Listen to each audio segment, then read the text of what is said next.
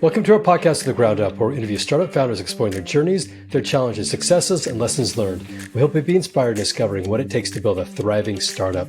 I'm your host, Jake here in Villarreal, and here with us today we have Tommaso Montagni, the co-founder of Rubik, a startup that's raised $5.5 million in funding. Tommaso, welcome to the show. Thank you very much, Jake. Thanks for having me. Great. So a little background on Tommaso. He's an Italian-born mathematician and is revolutionizing single-family home investing through Rubik, an online marketplace connecting investors with home sellers. As a former professional skier, going fast and taking risks is in his blood. This is his second startup venture with his current co-founders, and they're growing a fantastic company. Tommaso, before we dive into your company, tell us a little bit about professional skiing. For those of us who have skied and we love it, how do you go from just having fun to becoming a professional? Well, I would say the first thing is you stop having fun, or not in a bad way, but you start understanding that every round, every ski slope counts. You're usually in the cold with little to nothing on. You don't get many breaks, and you have to travel at obnoxious hours to get up on the slopes at like 6, 7 a.m. Summer and winter. So it's definitely a lot different than recreational skiing. And when I left skiing, that was, I think, the thing that I found out. There's a lot of things I found out about recreational skiing when I left the professional realm that I didn't know about, and I was really excited to kind of dive in. Now, as a skier myself, I grew up skiing in Lake Tahoe. I never could figure out how to get the days in to ski consistently to really build up your, to move to the next level. Did you grow up in a ski area, or how did you get involved in skiing?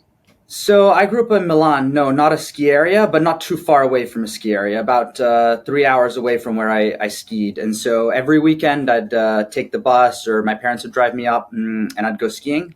And then sometimes perhaps also on Thursdays or Friday afternoons, I'd go up to a resort that's a little closer to Milan, maybe like an hour and 15 minutes away, and just train in the afternoon, basically up until the night, and then come back home and continue kind of working on school. And as a professional skier, are there different levels? Is it World Cup level? Is it Alpine? What's the process? So once you turn about 16 or 17, you start going into the, let's say, semi-professional or races. And those are kind of tiered up. So there's essentially just the general entry-level races. Then there's kind of the Italian national level races, European, at least for me, European races, and then World Cup. I never made it to the World Cup, but I was kind of in the European scene in terms of racing. And so everybody is ranked accordingly, and everybody's ranked against each other in all of those races. And you get to race with people that are in the World Cup and people that perhaps are trying to get into the European competitions. But that's kind of the realm that I played in. Racing is in some ways kind of like a startup. You have to go out and, pick the path you're going to go down. You have to think about their competition and how you can compete to win. You have to think about raising capital, and then it's really a race against time to make sure that you get to the finish line before the capital runs out. What were some of the lessons you learned as a professional athlete that you've taken into the business world? So I think the main lesson that I learned was that I'm responsible for my own efforts that I put in. So if I put in more effort, I'm going to get more output out. And so really homing in on that, aligning responsibilities to myself and to others, and really making kind of trusting that other people are doing their roles very well to kind of facilitate your success as well is kind of a huge part of why I got where I am in entrepreneurship as well as where I got in skiing. So kind of defining roles and responsibilities and really putting that trust into the people who perform those roles. Great. Let's talk about your company a little bit. But before we do that, how do you go from skiing to technology? So I think I always knew I was never going to go and spend the rest of my life in skiing, but I did want to continue and pursue it as long as I could. So with that idea, when I finished high school, I joined Colby College for university.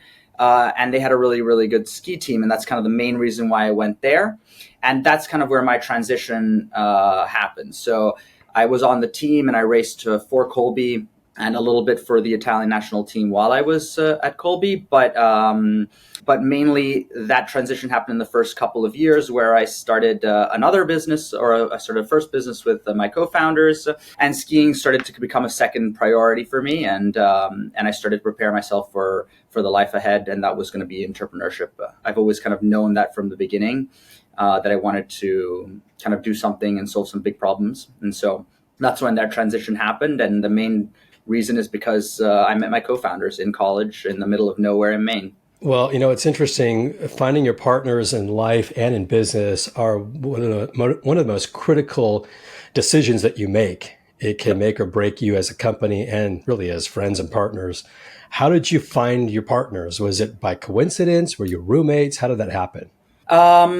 Somewhat coincidence and somewhat not. So we are all international. So we arrived at international orientation about 10 days before everybody else arrived. And it's a very, very small school. So with like only about 50, at the time there was only about 50 international students. We had some more things in common because we came from abroad.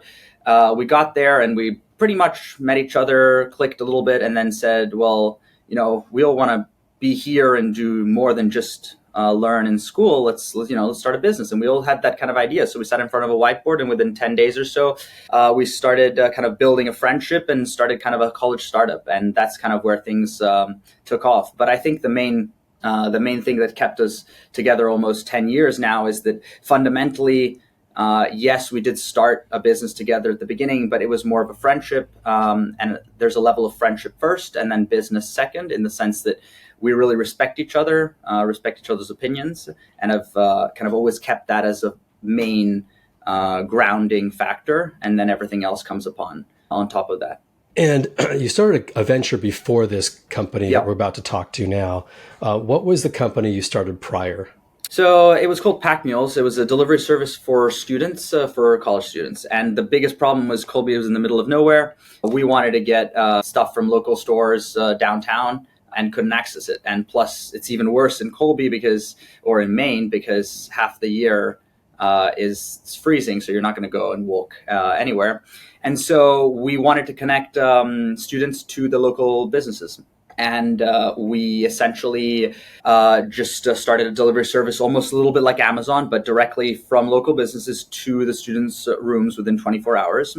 Launched it online, and then immediately got a lot of traction from international students initially, and then from all of the other students that kind of wanted to use our software. But the need there was that many people didn't have a car, many people didn't have access to downtown or any local stores. And so we're not able to kind of engage with that local economy, and we brought that local economy to them. That's great. So an online business, and your next venture, which is one we're going to be talking about now, Rubik, is also an online venture.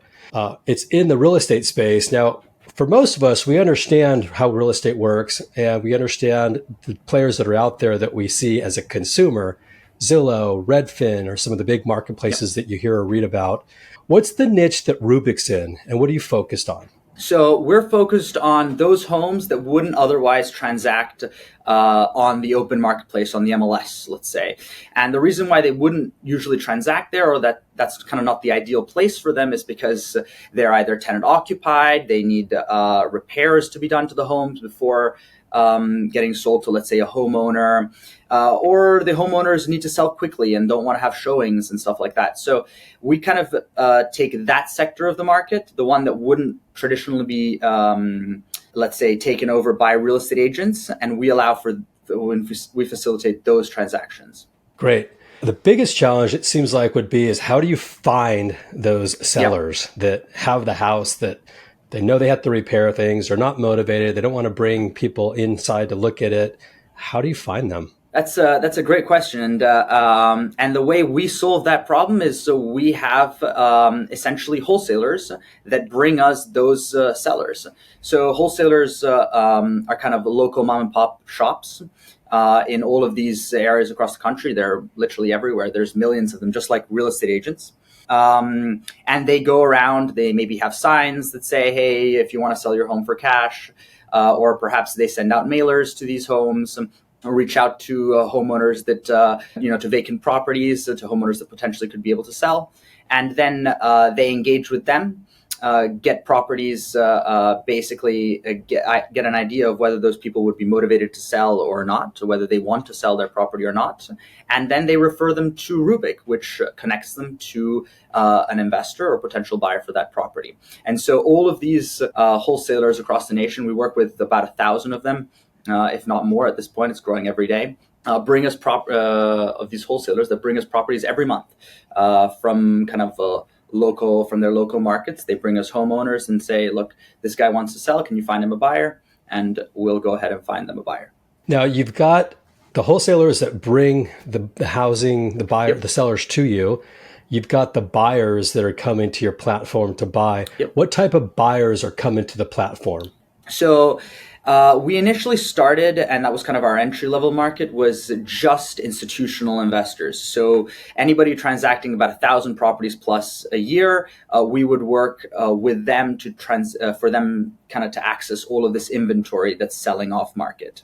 And so with the likes of Tricon and Mind and all these large partners of ours, we help them transact all these properties from these homeowners directly to them. And then, especially over the last year or so, we expanded that. So not only working with the top 10 or 15 largest institutional investors, but we expanded that to every other investor possible. So we opened up that side of the marketplace. Once we had kind of established the demand on the seller side, we opened up the buyer side of the marketplace.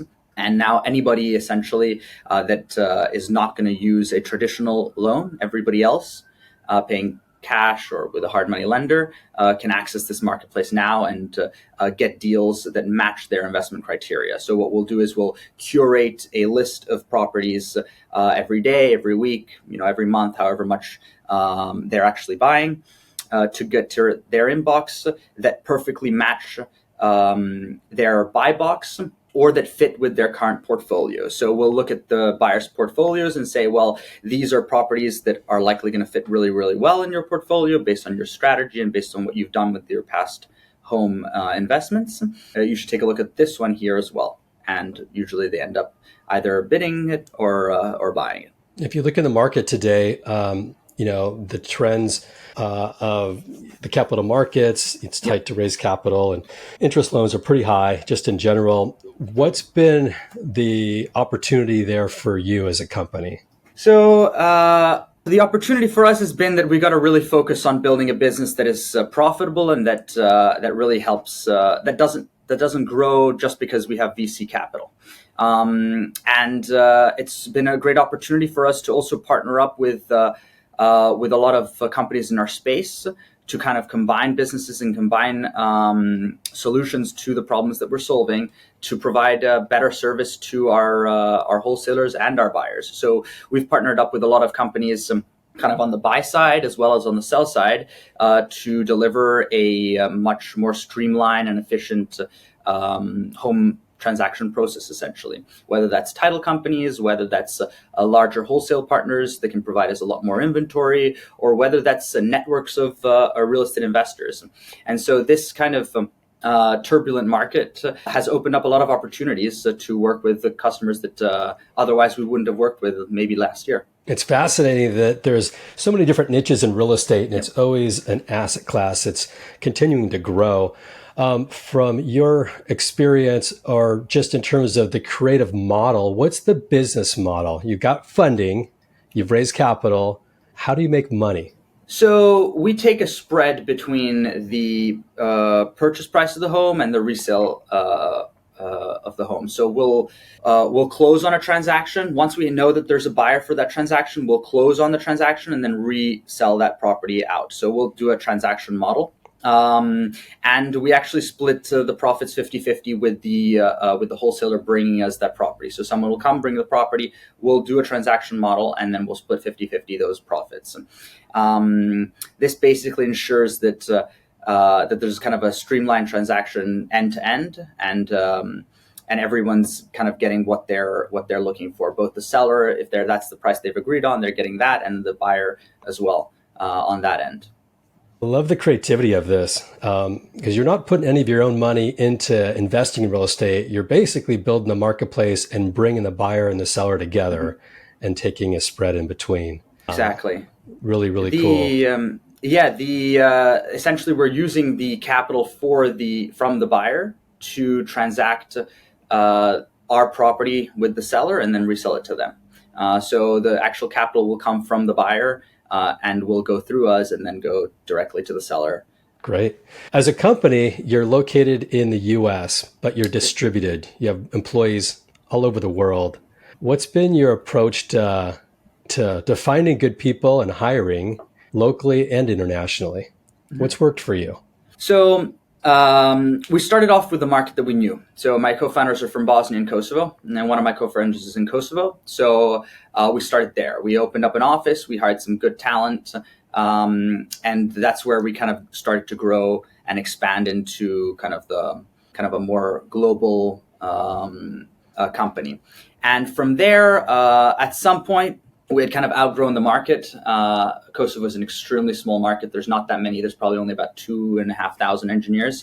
So we'd outgrown that market. And so we looked at other opportunities, neighboring countries, and Turkey came out as one potential really good source of great talent, as well as being such a big market. And so we started putting out job postings on LinkedIn Turkey or just like LinkedIn US, and we got a lot of actual demand from Turkey. And that's when we realized that it doesn't really matter where we are as long as we're set up as a remote company and that we kind of leverage all the tools and that we use in order to be a remote company and operate very well and streamline as a remote company, then we can hire there as well. So kind of Kosovo was the stepping stone, and then we've started to hire in Turkey, in Serbia, in Macedonia, in the Philippines, and in Italy as well, and Nicaragua, basically. So we're kind of now globally spread. But that idea started with us having a co-founder in Kosovo, understanding that it is possible to do this, and really aligning different rules that we need to do when actually communicating, making sure that everyone is communicating in a standard format, and everyone knows exactly what they're doing with end-to-end processes. And then we applied that to everywhere else that we're hiring. What's the strategy of managing remote teams and people to understand that they're truly working for you during the day or night, and being able to see their commitment and engagement to the work that you're giving them? So it starts off, for us, it's kind of two-pronged. The first one starts off from the hiring process. We have an extensive hiring process where we really get to know the candidates. So the more work we put up front, the better output we get afterwards, and the better team members we actually get to work with.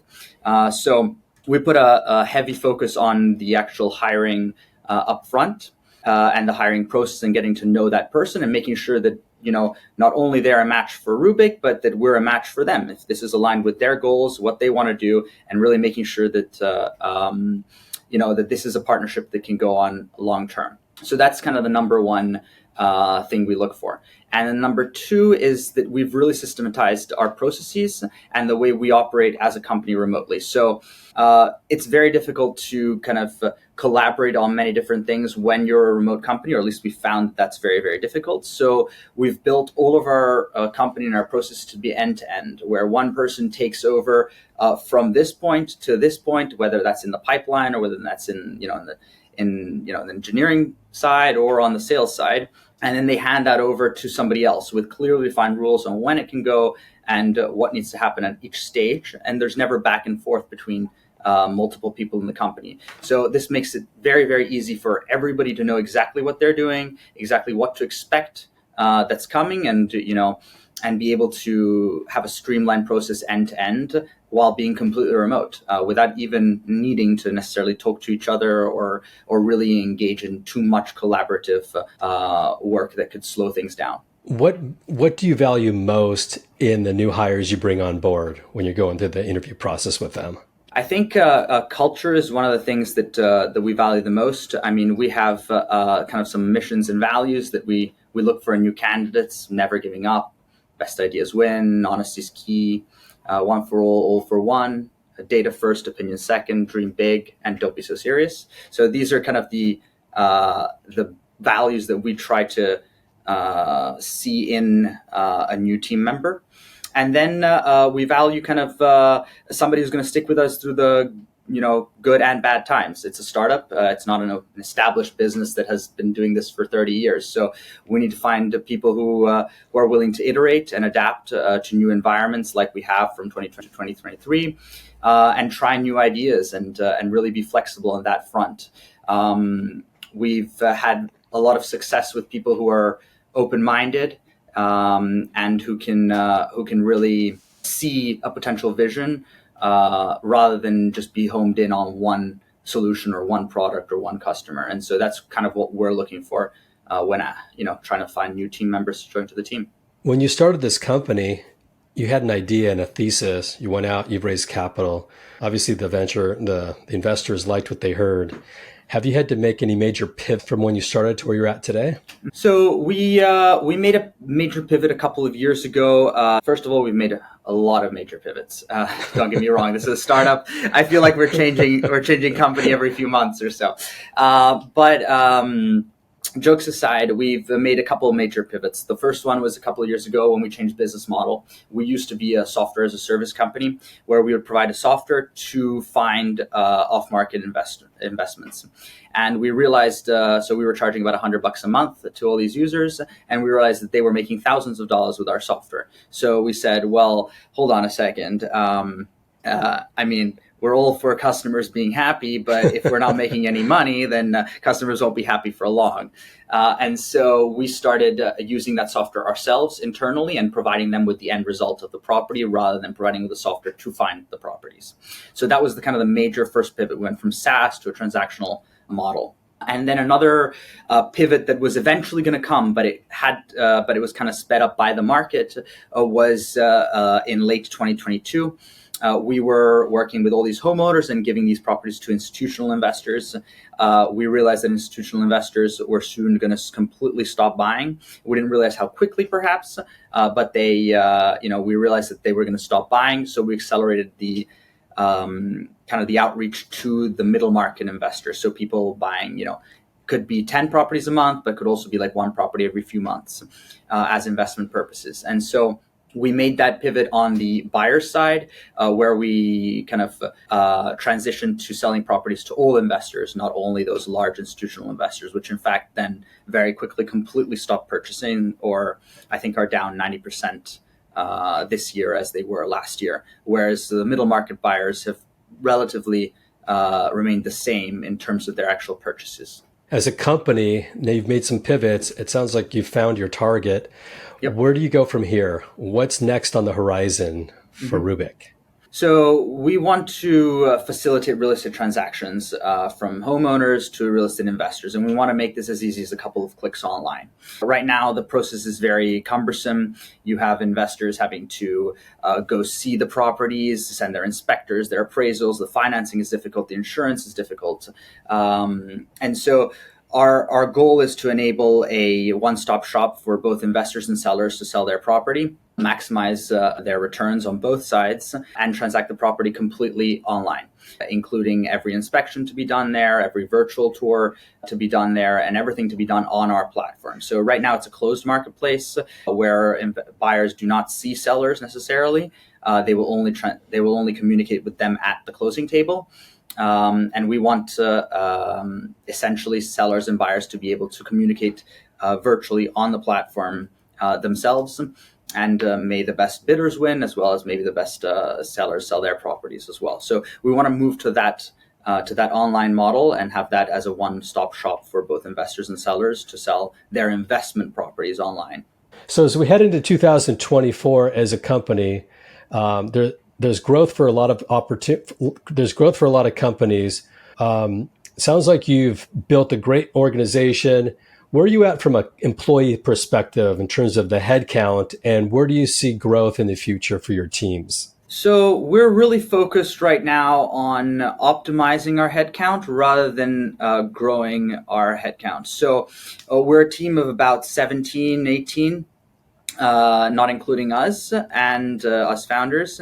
And we are really focused on, rather than hiring for our needs, automating for our needs as of right now, so that we can kind of make the company more efficient in 2023, and then perhaps start growing it in the end of 2023 or at the beginning of 2024.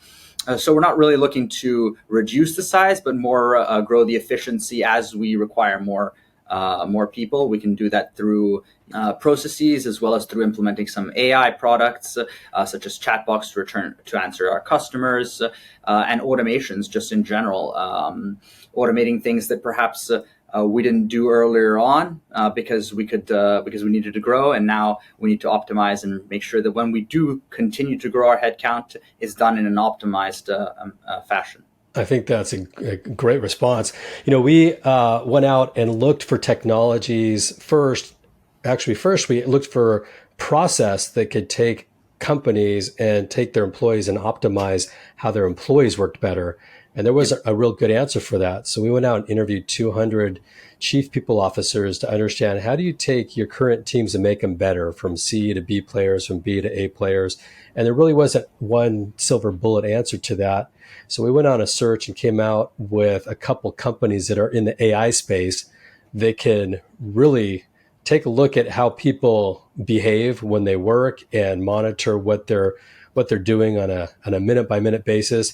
And then you can understand the habits of your A players and teach that to your B players and your C players. And it's been really fascinating to see how technology in AI specifically can help organizations that are not hiring, but are optimizing their current people as well as their processes. So these are just some of the things that we're seeing from AI. From your perspective, how do you see AI in the future with your current company and just in general, the impact it's giving? So there are a lot of tasks that will never change in real estate, or not in the short term, and that is communicating over SMS, over email, some outdated processes that will just have to remain, like communicating with a title company in their own way they want to communicate, rather than bringing everything online. And these are just things that are inherent to the real estate space. And I think AI can bridge that gap between those traditional processes to startups like ourselves, who are really trying to innovate and smoothen out those processes, at least for us, even though we need to make sure that we go through all of whatever processes are already in place. So bridging that gap, one example could be, direct communication or 24-hour access for our investors to ask questions about what's happening with the deal, ask questions about title, what's going on with the sellers as well, asking them when inspections will happen, how many people may show up for that inspection, or when it's closing, et cetera, et cetera. And we can really bridge that gap that would otherwise traditionally be done through, just phone calls or a personal assistant, basically, essentially answering all of these questions. So we can bridge that gap through using AI. And I think that's the largest way that we can facilitate kind of both our customers, our buyers, and our sellers. And then internally, we can use that as well. So really laying out our processes, seeing what we're doing that's perhaps repetitive, that occupies a lot of time, and seeing if we can use AI to streamline that. One of the biggest things for us is data manipulation.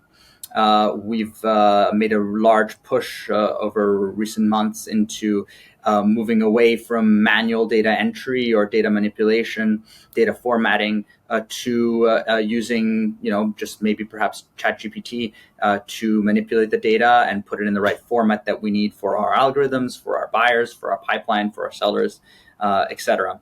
And so that's kind of both internally and externally, we've been able to use it, and we continue to try to push in that direction. I love that. Well, you're on an amazing journey. It's really great to hear the innovation you're doing in the real estate market.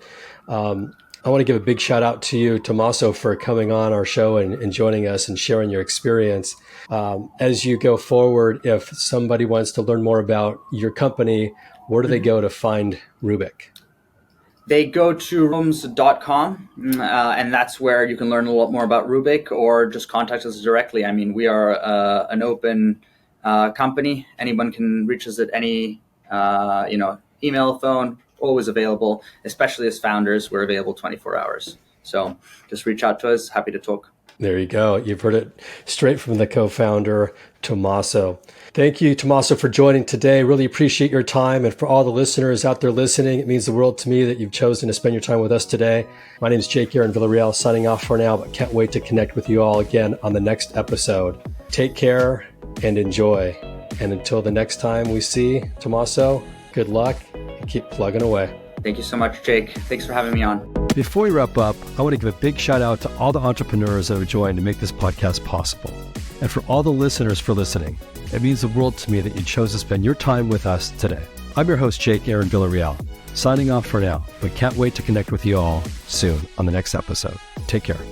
This show is sponsored by Match Relevant, a company that helps venture-backed startups find the best people in the market, and they do it in 3 simple steps. First, they sit down with founders to understand their story. Second, they tell their story into multiple candidate channels. And third, they schedule interviews within 48 hours. Find us at matchrelevant.com to learn more about how we do it.